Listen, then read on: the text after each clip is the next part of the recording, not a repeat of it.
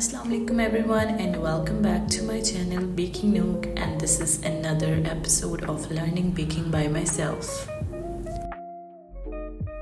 Hope you all are well and doing great in your lives. First of all, I would like to tell you something कि मेरे इतने absent रहने की वजह, not uploading videos की वजह ये थी कि मैं बहुत बीमार हो गई थी end of रमज़ान में, and then ईद, उसके बाद time नहीं मिला, so I couldn't regularly post anything or barely baked anything. So उसके बाद समझ भी नहीं आता कि voice over क्या करना है. I know my voice is too heavy, but मुझे वॉइस ओवर करने का इसलिए शौक है so that I can share all my experiences with you. And ये घर में किसी की बर्थडे थी बच्चे की, उसके लिए बनाना था इन कैरमल क्रंच फ्लेवर और रमज़ानों की. और you know guys, this video is in my draft since Ramzan, like 18th Ramzan से ना it's in my draft and I couldn't like edit it because I did not have time for that. So बहुत difficult हो जाता है sometimes ये चीज़ें manage करना.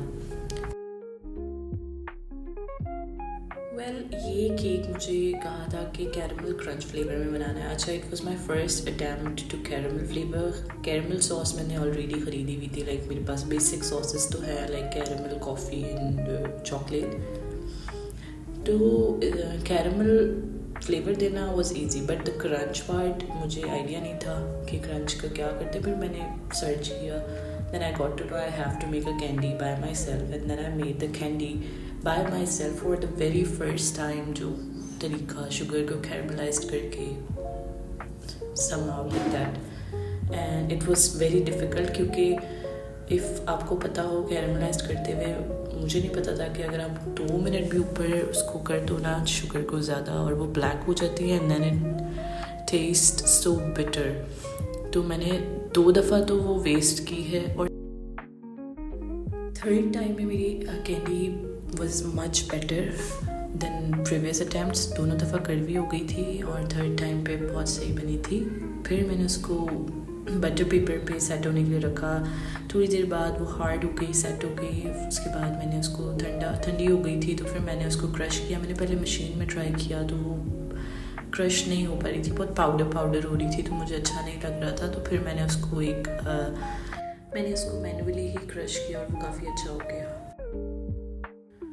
अच्छा, इस केक का ना मुझे फील हुआ था कि मेरा स्पंज सही नहीं बना, and now still I am feeling कि अब I have to work on my sponge again, क्योंकि मेरे स्पंज ना कभी भी आइडियल नहीं बनते the way I expect them और the way I want them. कभी बहुत हार्ड हो जाते हैं, कभी राइज नहीं होते. बहुत हार्ड एज इन नहीं, लाइक सॉफ्ट नहीं होते इतने आइडियली, और कभी कभी राइज नहीं होते आइडियली. सो आई फील कि I need to work on my sponge again. तो ये चीज़ थोड़ा सा ना मुझे डिसअपॉइंट कर देती है कि no matter what I do to make my sponge better, whatever recipe I follow, I end up like not getting the ideal result.